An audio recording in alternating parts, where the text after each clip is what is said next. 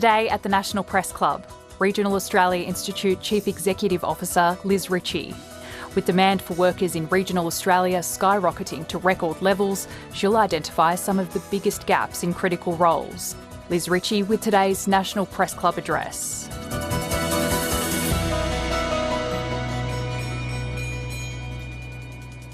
Hello and welcome to the National Press Club of Australia and today's Westpac address coming you from Ngunnawal and Ngambri country.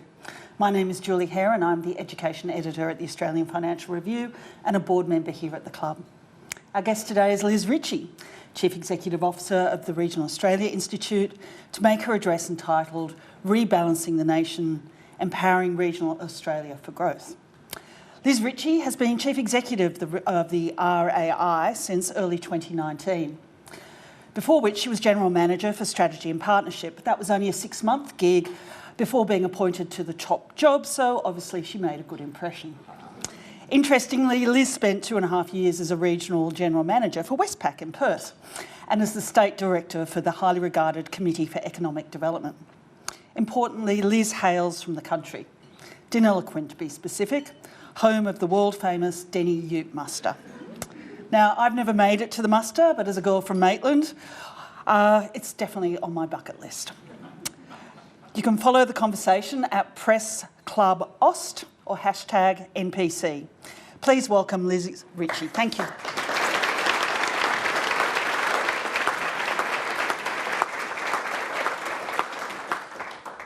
Well, thank you, Julie. I look forward to hosting you on your trip to the Denny Ute muster.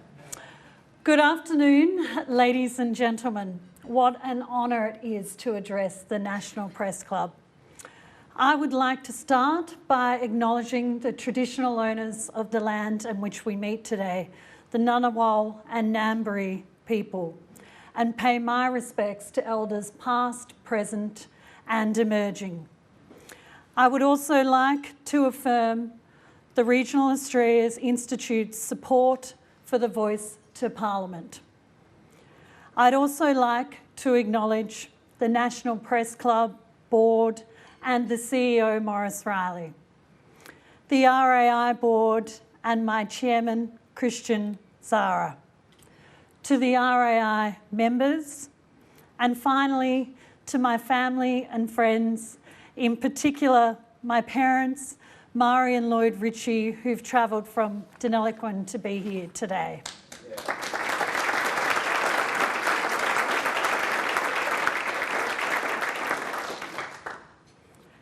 I am privileged to be the CEO of the Regional Australia Institute.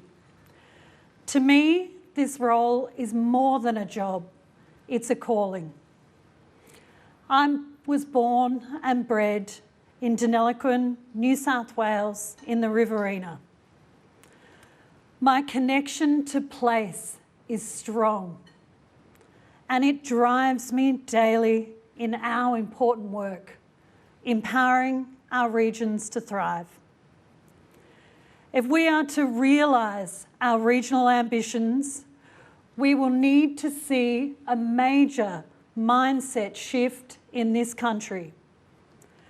But we must first understand the current and historical context so that we can truly appreciate the opportunity in front of us. It's a story of shifting our gaze. It's a story of rebalancing the nation. I stand before you at a time of great transition. It's a transition with regional Australia on the front line. We are on the front line of climate change and our energy transition. We are on the front line of the changing face of industry, work and technology. And we're on the front line of inconceivable livability challenges in healthcare, housing and services. Put these issues together and our regions are facing into Australia's poly-crisis. Different and disparate shocks interacting so that the whole is even more overwhelming than the sum of its parts. In Treasurer Chalmers' monthly essay, he reflected on the three big crises we've had in the last 15 years. The GFC, the pandemic, and the current economic downturn that is squeezing Australia with high inflation and rising costs of living. Regional Australia has been at the front line of each of these crises. During the GFC, it was the mining boom that helped us lift. During the pandemic, when our cities closed up, our regions stayed open and grew. Now, with the global downturn, people continue to take refuge in our regions in search of a more affordable lifestyle. While every crisis is different, each has exposed the nation's vulnerabilities, and each time it's been the regions who have risen to the challenge. Now Australia is contending with another seismic shift, a societal transformation.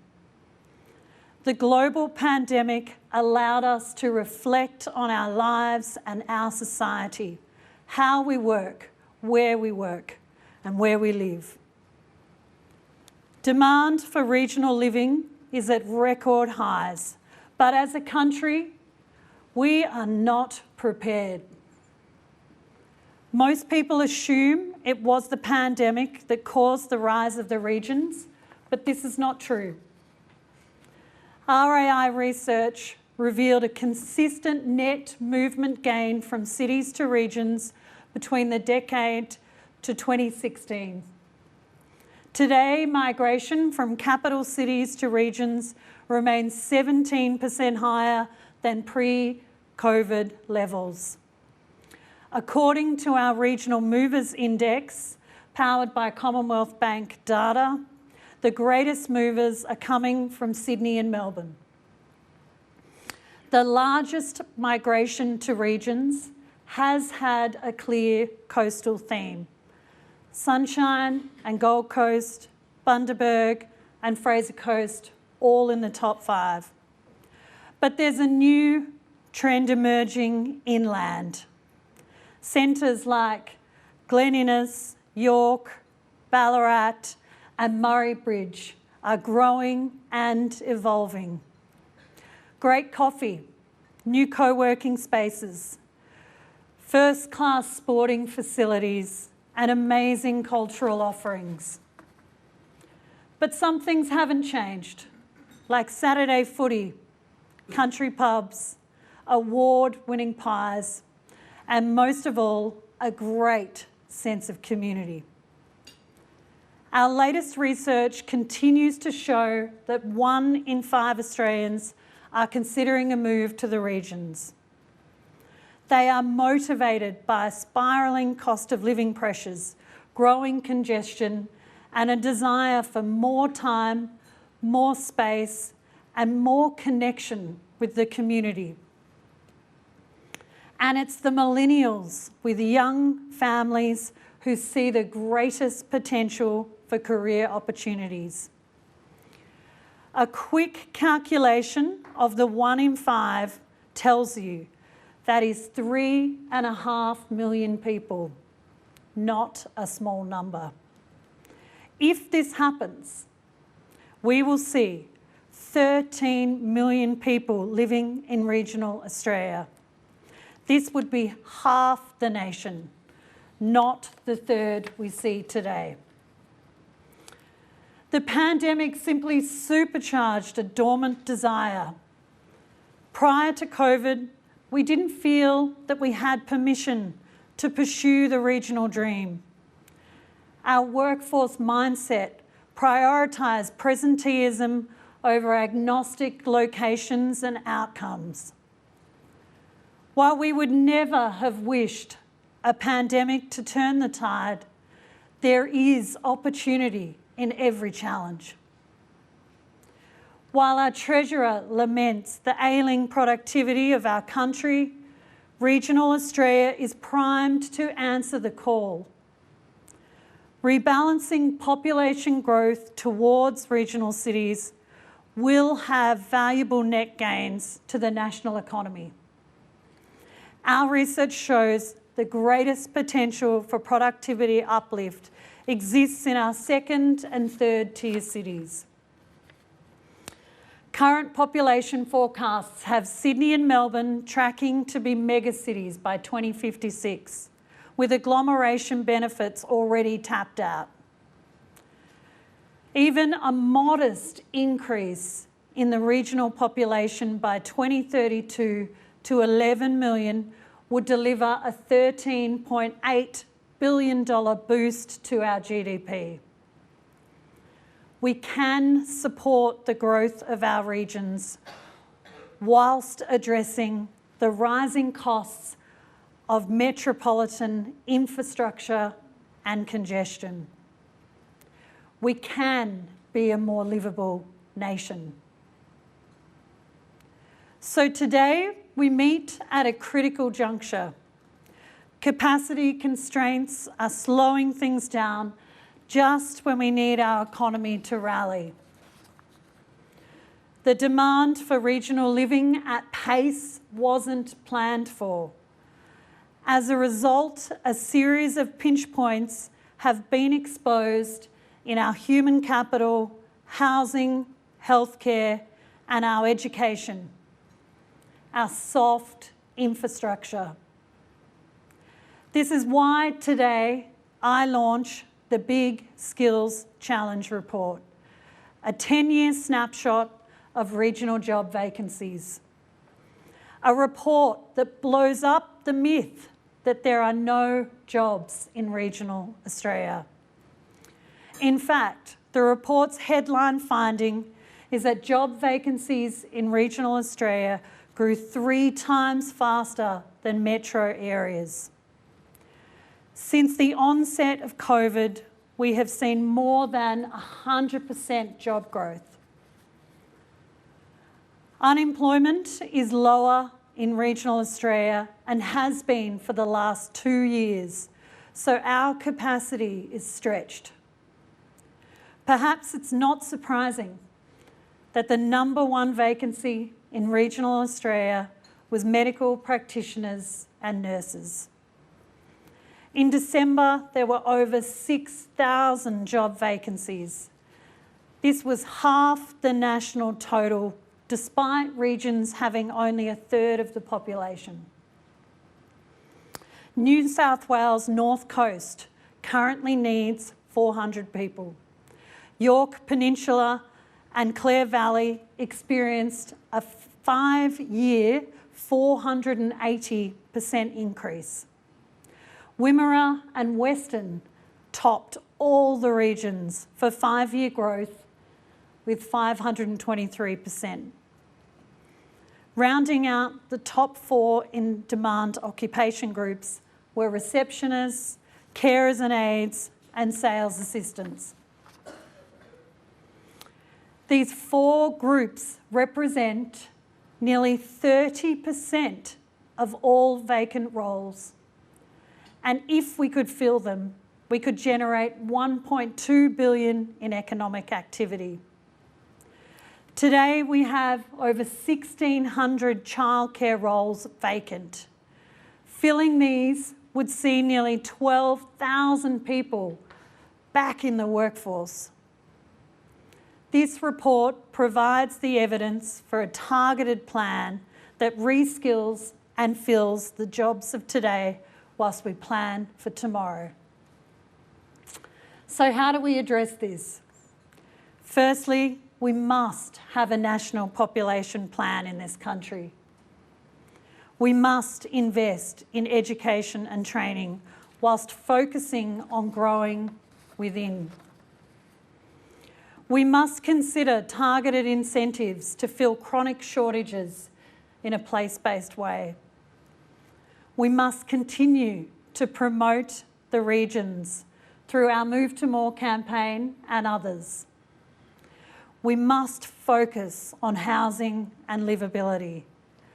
And we must tailor our migration system to fill the roles in the regions. Here today, I welcome Anil and Ritchie, who migrated to Australia from Nepal. They have made their life in Temora and more recently moved to Singleton. They are a success story. They work in their chosen fields of engineering and dentistry. We need more success stories like Anil and Ritchie. We talk a lot about feeling the jobs and the skills squeeze nationwide. But when we look deeper, like with most issues, regions are at the centre of this crisis. We have a big skills challenge. Now on to housing. What a vexing issue. We pay more attention to housing markets in the cities than in the regions, despite greater changes in the regional markets. From 2020 to 2022, the average house price in regional Australia rose by 42%. For every regional place that saw a 20% price rise, somewhere else saw a 60% increase. This kind of price growth over a short time span brings with it significant change. Change in the nature of people who can afford these places, and change that will have generational impacts. Regional rental markets also tightened earlier and further than metro markets. Today, the majority of vacancy rates are hovering around 1%. This is unacceptable. But housing is just one part of what makes a town livable. And livability in our regions is being challenged on many fronts. 3.7 million Australians live in a childcare desert. 65% of regional kids finish Year 12 compared to 75% in our metro cities. And for those who finish, they are less likely to gain post-school qualifications. We have a health system on life support. The further inland you live, the lower your life expectancy and the higher your chance of preventable hospitalisation. So how did we get here? It's my view that the current mental models for economic and decision-making are outdated, entrenched, and not serving us. The current state of regional Australia is a result of generations of geographical bias and misunderstanding. Regional issues have not been prioritised in the minds of those who have the power to change the future. Nor have regional people consistently sat at the table to be part of active and long-term partnerships. Decades of mismatching investment hasn't served regional Australia well. It wasn't until the 1950s, through urbanisation, that we saw our population shift, and in turn, our thinking changed. Cities were seen as the epicentre of the future, and as the Australian psyche shifted, dominated by a metro context. As regional kids, we were encouraged to leave the country, because if you were going to make it, you needed to leave. Don't marry a farmer. My farming father mocked me. Marry an engineer. With this new stigma, this new context, the stigma grew. The notion of a division gradually set in to our national discourse. A chasm between city and country, a nation divided. Polarity was forming and not delivering choice and balance, but instead inequality. There can be real power in managing polarity, but only in our ability to hold mutual recognition and respect of each other. This means regions need to recognise the contribution of cities, and cities need to recognise the contribution of regions. It sounds simple, but it isn't. The metro mindset for decision-making needs to shift. Not just to benefit the regions, but to unlock the potential of the whole country. So what do we need to do? We need to shift our gaze. Our regions have been sitting in a policy blind spot. Regional Australia is different, and it requires a different response. Policy coordination is important, but there's another deeper challenge. Urban settlements operate at scale. They are thick markets. Improving services is generally a matter of securing money and people from one agency. Regional communities have thin markets, solutions constrained by the interplay between many different agencies. This makes them too hard to fix and too easy to ignore. At the RAI, we look at the light and shade of regional Australia, and we see a huge number of solutions. For example, the York and Mid-North region in South Australia built 102 houses across 11 small communities by brokering partnerships between housing providers, developers, councils and financiers. Allied health services in regions are being strengthened through the creation of a rural generalist pathway, which recognises the breadth of skills and experience that allied professionals offer in rural settings.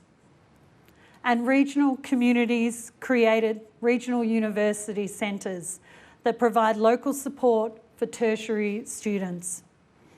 This model is proving so successful that it's now being supported by the Commonwealth and some of the state governments in over 30 locations, improving enrolments and completions. If we are willing to lift our gaze to our regions, we will see solutions emerging. We need to stop dealing with regional issues as a single government department's problem or budget line item. Stop thinking this is a local government's issue to fix by applying for a one-off grant. Since the inception of the RAI, we have worked with over 40 different state and federal ministers holding office in the portfolio of regional development. Fragmented approaches and silos have all contributed to the challenge that we experience today. Regional Australia needs to be treated as a significant part of the population and economy that it is. And most importantly, we must understand that it's in our national interest for our regions to thrive. I hope my message is clear. We need a mindset shift. We need decision makers, our Prime Minister, our Treasurer, our ministers, our premiers, our chairs, our CEOs, and our community leaders to all understand this needs your commitment. So where are we today? After 10 years of research and engagement, it became clear we needed to develop a plan for regional Australia's future. The plan needed to be long-term to allow people to implement long-term thinking. the plan needed to acknowledge many of the issues in regional Australia are interlinked. Today's job crisis is the perfect example. You can't fill the jobs if you don't have the housing, and you can't get the housing without getting the right skills. They're interlinked. It was a momentous day last year when we launched the Regionalisation Ambition 2032, a framework to rebalance the nation. It is a set of 20 targets across 5 key areas: jobs and skills, population, livability, productivity and innovation, and sustainability and resilience. The ambition was co-designed by government, industry, and regional people to understand collective effort and action. By working together, we are blowing up the siloed approach that has held regional Australia back. Preparing our regions for the next chapter is a collective responsibility and not something that government at any level should shoulder alone. The federal government recently announced the Regional Investment Framework, which underpinned a commitment for collaboration. They know that they can't do it alone, and this is a great first step. Today's regional Australia is not a story of build it and they will come. They've already come. 1 in 5 want to come, and we need them. All Australians and migrants should have the choice. We need urgent action. I cannot stress enough the need for a national population plan. This plan needs to overlay the jobs and industries of today and tomorrow with geographical locations. This will enable oversight of both hard and, most importantly, soft infrastructure investment. The future belongs to those that plan for it today. Prime Minister Albanese, we commend your vision to ensure no one is left behind and no one is held back. We want to work with you and your government to shift our nation's gaze, to see our regions thrive. We cannot delay, we cannot squander this once-in-a-generation opportunity. Australia, it's time to rebalance the nation. Thank you.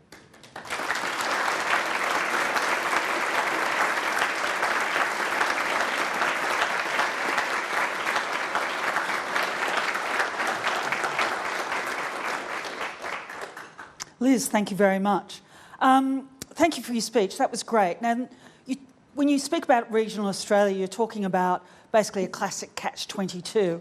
Record low unemployment, skill shortages, a housing crisis, infrastructure blockages, people who want to come, but it's problematic. Now, you talk about the need for a national population plan. Could we just get into the weeds a bit and talk about some of the detail that you were thinking about when you talk about a national population plan? What would it entail? Thank you, Julie. We've seen previous attempts a couple of years ago to have a national population plan, but it really didn't go into the type of detail that we need to see. So thinking about the transition that we're making, thinking about our moving towards net zero, we know that we're going to have to reskill and retrain, and we know that we're going to need many more people to live and take up these employment opportunities in regional Australia. So when we think about what a national population plan would look like, I think we need to be working closely with the Treasury and the population team there, but we also need to be working with Peter Dawkins, who's here today, who heads up Jobs and Skills Australia. And I've spoken to Peter about this already. So what it would do is enable us to think about where do we need the people, firstly, Where are we investing in our infrastructure and our new renewable, our new manufacturing sectors? Where will those people live?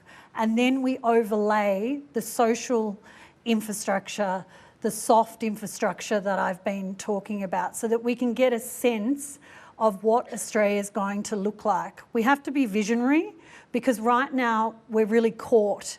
As I said, we're caught in a pinch point. We hadn't planned for the growth that we've experienced, and that's why today we are really feeling it.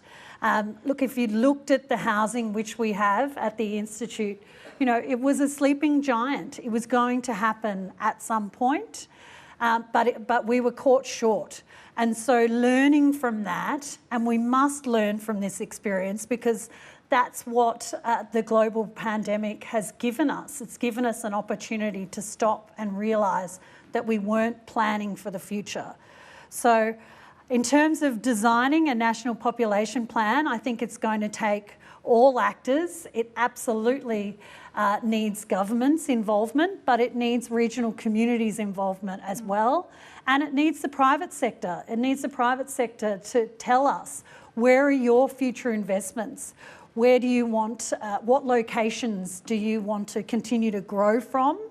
So we get a really holistic overlay that has the kind of geographical context, and we can plan for that. Because right now we know that we have never had a correct population projection. And that's not a criticism, it's hard to do.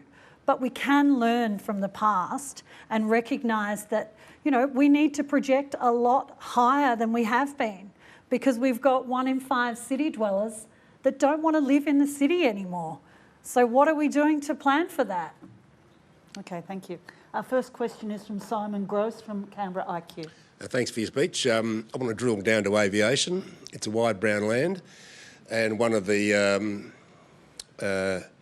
supports for people living in regional Australia is regional aviation. Now, I understand that in the budget the government withdrew funding for security services at regional airports, and I understand that Rex is planning to stop flying to Wyala and things like that. How do you respond to that? Do you think that the airlines could afford to cover the cost of these services, or and put it on to customers, or would you be lobbying the government to change their view? Thank you. Great question. Look, aviation is a critical dimension to livability. The connectivity that regional community needs is so vital. So the fact that funding's been cut is disappointing. Certainly disappointing for those regional communities who will feel it the most.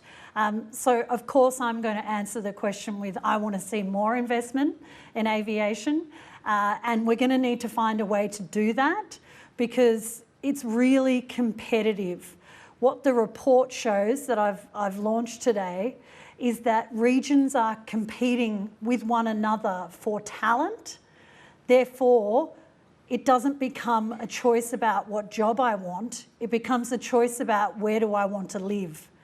And people want to live where they love. And part of that dimension is having airport connectivity. Maybe not in your town, but within reach. So this is a really important part of hard infrastructure, but it has strong links to soft.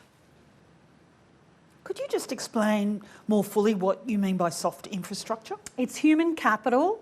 It's the dimension of a social fabric that makes up the community. So it's things like our healthcare, our community services, our childcare. That's what we refer to when we talk about soft infrastructure. Okay, so while I've got you on that, can we just go to education? So if you talk about schools, basically the academic outcomes of kids from regional and rural Australia, the further away from a big city you get, the worse those educational outcomes become. For Year 9 boys, literacy, numeracy, kind of shocking levels. And then we move on to Year 12 retention, and we look at participation in universities. The regions struggle on all sorts of levels with education. There's obviously no simple solution. But, you know, what is your thinking about that in terms of, because if someone leaves to go to university, they're likely not to come back. And you know, with all due respect, I don't think the regional university centre, whatever they're called, are particularly the answer. Could we just go to education, please? Yeah, good question. The regional universities are really plugging a gap. And so to your question, it's a gap that shouldn't be there. We've had underinvestment in our vet sector. In fact, we've got, you know, vacant buildings in regional Australia. So we need to make sure that we can reinvest, and I know there's a strong plan in place, but it's going to take time. Look, it's really disappointing, and you know, I was a regional kid. I was really happy growing up in Deniliquin, going to my local Denny High School.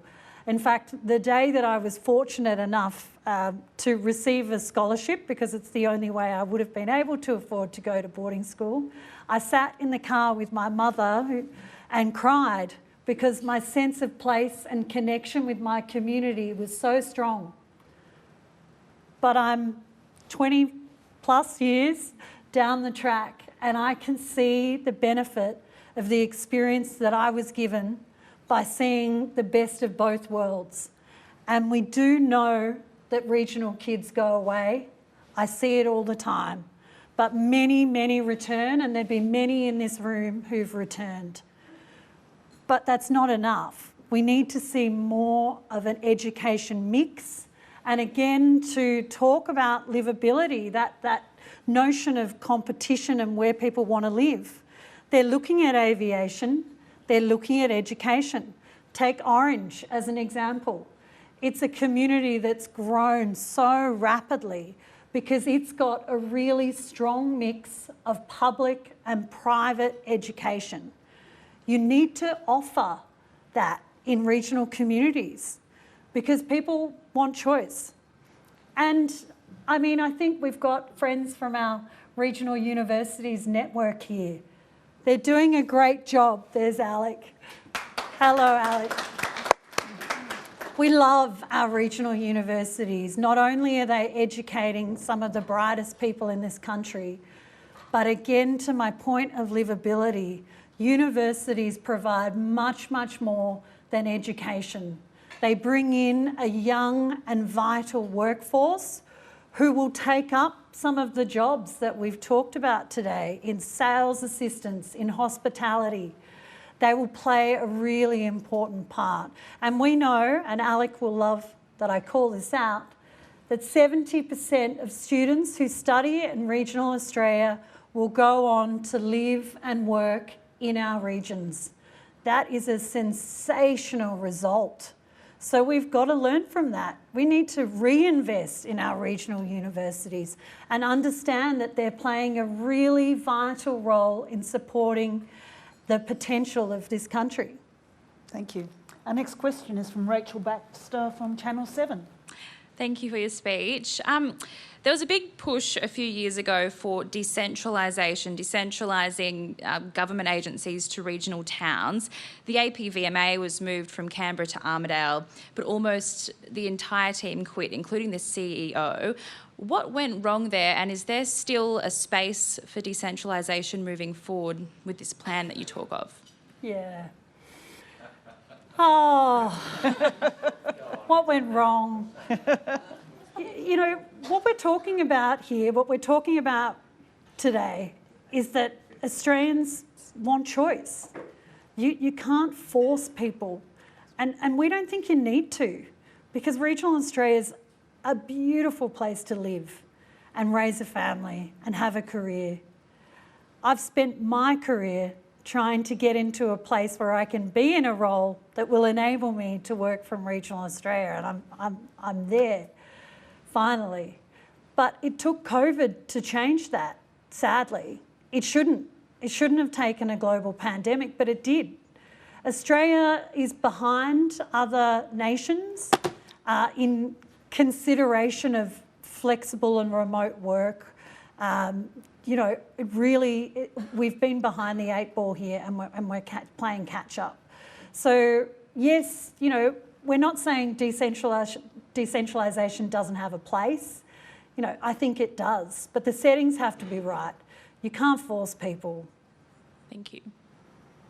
Our next question is from Tim Shaw. He's a director of the Press Club. Oh, thank you, Julie. And Liz, thank you so much for this very timely speech. You may have noted the Albanese government is 1 year old. Last Sunday, there was a change in government in the largest state economy in New South Wales. Both were Conservative governments that were replaced. Who on the hill up there is your friend? Because... It's a good loaded question. Thank you, Tim. It's my job. Well, So on that point of who your friend is on the hill, I note that the member for Moncrieff, Angie Bell, from the Gold Coast is here. Isn't this what this report is all about? Yeah.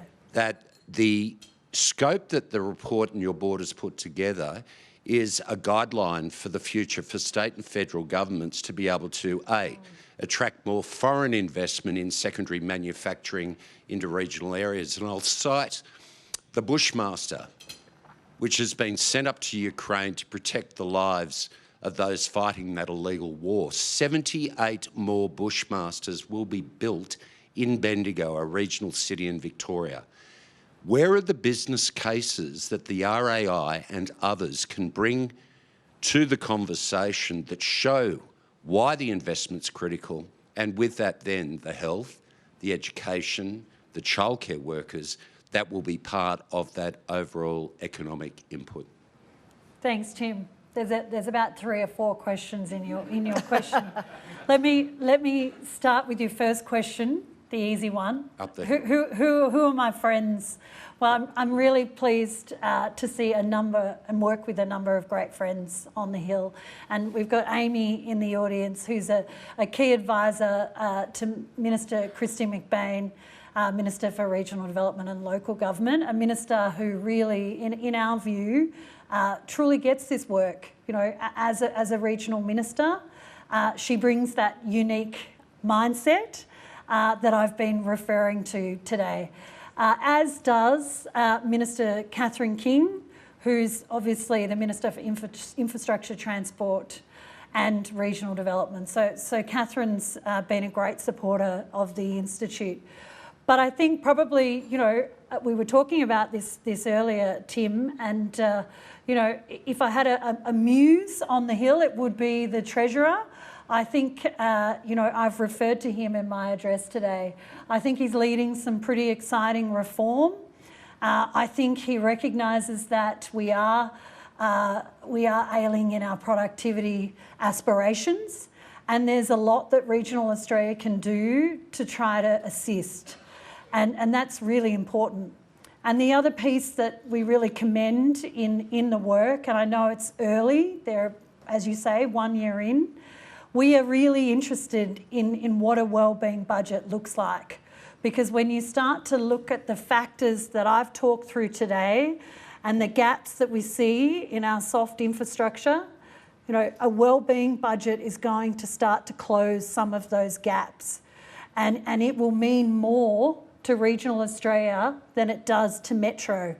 And that would be a welcome change. To some of your other questions, you're going to bring me back to manufacturing. I didn't know that story about the Bushmasters in Bendigo, but Robert here from the Bendigo and Adelaide Bank, I'm sure knows it well. I think that's incredibly exciting that manufacturing is happening in Bendigo, and I want to see more of it. I think regional Australia is really well placed to step up and fill Australia's manufacturing needs. And there are, you know, great examples. I mean, I draw on Ballarat and Mars, which is one of Australia's largest manufacturers.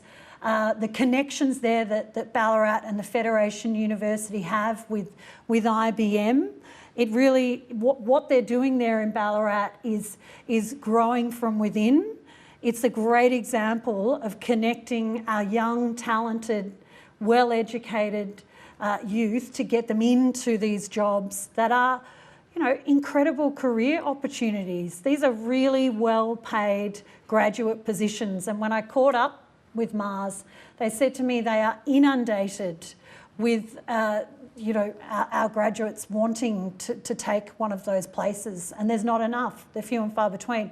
So I think that's really encouraging that our youth want to take those opportunities in the regions. And business cases, do you see important development of business cases like the Bushmaster that can become an attraction to local and international investors? Oh, absolutely. And, whilst we haven't at the Institute done any direct work on those business cases, I think it might be something we need to look at and talk about. So thank you. Very good, thank you. Just while we're talking about Friends on the Hill, Catherine King has announced a review of infrastructure. I think it's $179 billion, correct me if I'm wrong. But that will have an impact on regional regional Australia in terms of the size of the projects. I just looked to the Inland Rail. It was championed by Barnaby Joyce. Whether it was a good thing or a rational thing or a reasonable thing is, open to question. So what do you make of this review, and are you behind it? Are you supportive of it, or are you concerned that it might actually have a negative impact on infrastructure in regional Australia? Good question. So, look, it's not for me to comment on what projects are going to be funded and what aren't. I know that Catherine King has seen it as vitally important to get under the hood here and have a look at the business case of each of these infrastructure projects. And there's an enormous amount of money on the table. So it is worthy of taking our time and giving due consideration. So I think, that's wise, and that is indeed her choice to make as the minister. But I think when it comes to infrastructure, what I've talked about today is that we just want to see much more investment in that soft infrastructure. We want to see more childcare centres, more schools, more hospitals. We want to see those services that are missing right now. They're not very good for press conferences and announceables, though. They should be. Big infrastructure bills. Are great. People in hard hats and high vis gear are always great for getting a few TV cameras out. And soft infrastructure doesn't have a great political sell. We can work on that. I think. Our next question is from Maurice Riley, the CEO of the Press Club. Thanks for coming here today, Liz. I have half as many questions as my colleague Tim Shaw. I have two questions, and I'll ask them one at a time, right? To give you to make this fair. Housing is this critical issue. There seems to be a mantra that private enterprise should try and fix this problem. But I looked at yesterday's Victorian state budget, and land tax has just gone up dramatically. It seems to me that, you've got builders who are going to the wall. The risks now to build large-scale housing infrastructure is becoming a much more risky proposition, financing the whole bit, right? It might be a bit of a back to the future type solution where, councils hold the land. Maybe council should be investing in a public works department. State government should be investing in works, because that's going to be the quickest way to fix this problem. Like, for example, if you build a hospital, we don't build nurses' quarters anymore or medical quarters anymore. There seems to me that the answer could well be, a back to the future type approach, because I don't see the evidence for private enterprise picking up the slack. Thanks, Morris. I think, as I mentioned, the housing really, really is a vexing issue, and unfortunately there isn't, a silver bullet. I know you had a session here last week on housing and regional housing in particular with Helen Haynes, and I just call out Helen's work because she's pushing hard at the moment to see a regional housing infrastructure fund get up, and I think she's pushing. I think it's $2 billion, and what's exciting about that is that it's targeted at regional Australia, because a lot of the policies that we're seeing coming out from the government at the moment, we commend the enormous amount of work that is happening right now. There is a lot. There's a lot on the table in the Housing Australia Fund, but it's not targeted enough. So we can't get under the hood and see how many of those houses are going to be in regional Australia, because numbers matter, and we need to see what that will look like in relation to filling these jobs, because the greatest barrier we have right now is housing in filling these jobs. So, there is a lot on the table, and I think, to talk more about housing, the Institute's done a lot of work with several reports in housing called Building the Good Life. And we could see that in the decade to 2020, population growth was outpacing construction and approvals. So again, it's to that point that you have to look at the data. That's what we do at the Institute. You have to say, okay, we had more people than we had houses.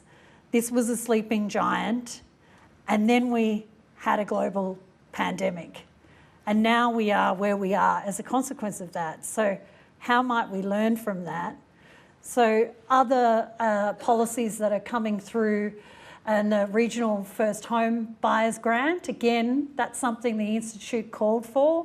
We welcome that, but we didn't want it to be a blanket policy. We wanted it to be targeted to the regional areas that needed that investment the most. Because if you apply first home buyer grants to some of our regional communities that have already experienced enormous growth, then you only create a bigger problem. So it's how you get more targeted. And this is our message. I sound like a broken record. Do you have a second? Yeah, on indulgence. Yes, because you are the Chief Executive. Yeah. Skills recognition. The other one you talked about in your speech was doctors in particular, and no doubt a whole array of medical professionals. There are certain organisations that are very rigid about recognising immigrants who have got great skills. I'll probably get in trouble with this, but the AMA comes to mind, right? So, and they're coming here in a few weeks, so we'll talk to them about that. But nonetheless, there is a crisis, and there are bodies in that skill recognition area, and probably engineers and dental people, whose skills are certainly at a high level, but maybe not at the peak Australian level. Do you think there's a case, the RI can make a case for, at least in this emergency situation, progressing the recognition of those skills of some very talented people? Absolutely, Morris. I wouldn't disagree with you. Anything that we can do to fast track skills recognition in relation to our international migrants, it's absolutely vital. Because, as we relaunched this report this morning, the Big Skills Challenge, the question that I received this morning on our end was, what is the solution? What is the short-term fix? There's long-term fixes and there's short-term fixes. And one of the shorter-term fixes is migration. So we have to enable that fast tracking of skills recognition and make sure that those skills are taking up the opportunities in regional Australia. We've got countless examples, and obviously Anil and Raju are here today, of that working. So it's not just in relation to the healthcare sector, medical practitioners that I've, top of the list in our top 4 occupations by groupings. It is the engineers and the pharmacists. It's the electricians, it's the trades that we need to build the infrastructure that we're investing in. Don't forget chefs, I've got a couple of jobs. Oh, chefs, really important. Our next question is from Tim Lester from NRPC. Thank you very much. Yes, Tim Lester, I'm the Vice President of the National Rural Press Club, and on behalf of our President, Kath Sullivan, who passes her apologies, and our membership, thank you so much for bringing this topic to the national table. It's just so important. The piece that So in your presentation, there was a lot of talk about the skills and regions as great places to live and work, and they absolutely are, completely agree. The piece that I haven't heard is about resources, the actual sources of the wealth. So in my day job, I work with the forest industry. Yesterday, we had the Victorian government essentially give an industry 6 months to shut down. So I'm wondering what your reflection is on the role of our productive industries, agriculture, fisheries and forestry, as well as others in the regions, as base sources of wealth that then support regional Australia, that provide carbon solutions, climate solutions, economic solutions, environmental solutions, and yet almost at the stroke of a pen, and it's not the first time we've seen it, governments, for whatever reason, have listened to selective science or an emotive picture or a 7:30 report and go, hang on now, this is not for us anymore. Great question. Thank you. There's a lot in that. I think it's important that I say, as the Institute, we haven't focused deeply on those sectors such as agriculture and forestry because there are other exceptional peak body organisations that do that wonderful representative work and we work with them. But in saying that, what you've talked about there, these are the sectors that underpin regional Australia. So they are vital, and the knee-jerk decision that I haven't yet caught up with, I have to admit. I haven't got through yesterday's budget as yet, too focused on today. That's problematic. We need to be ensuring that they're receiving any decisions based upon, good information. And we know that those sectors, they're evolving. The technology advancement that's coming through forestry and agriculture, it's part of our future. So that's what I'd say. And we can talk about some of those other issues. Thank you. Great. Our final question is from Simon Gross. Okay, I'm worried that your stats are a bit skewed by definitional bias. Oh dear. Your top 5 LGAs by net migration to regional Australia: Sunshine Coast, Gold Coast, Greater Geelong, Fraser Coast, Bundaberg. Now, last time I looked at a picture of the Gold Coast, the members here, it's a bit different to the picture of the landscape of Barcaldine, say, or Wilcannia, as Geelong and Wilcannia. So, if you factor out these urbanised regions, what do your stats look like? Do you do that? Thank you, and I knew this question would come. Oh, good. So the answer is we don't factor it out because we're representative of regional Australia. But surely for your own understanding of what's going on, you're better off to know that. I'm going to offer that recommendation to my chief economist, who sadly couldn't be with us today. Okay. However, our definition of regional Australia is anywhere outside of our capital cities. Okay. So it is inclusive, and I think it's helpful for it to be included. But what is important is that we have to recognise that there is great variances, as you've pointed out, between our regional cities and our smaller rural and remote communities like where I grew up in Deniliquin. So we're very aware of the differences and the diversity, and I think something that I talk about regularly is that regional Australia is far from a homogenous place, which is why the understanding of targeted and place-based policy development is so vital. Thank you. Thank you.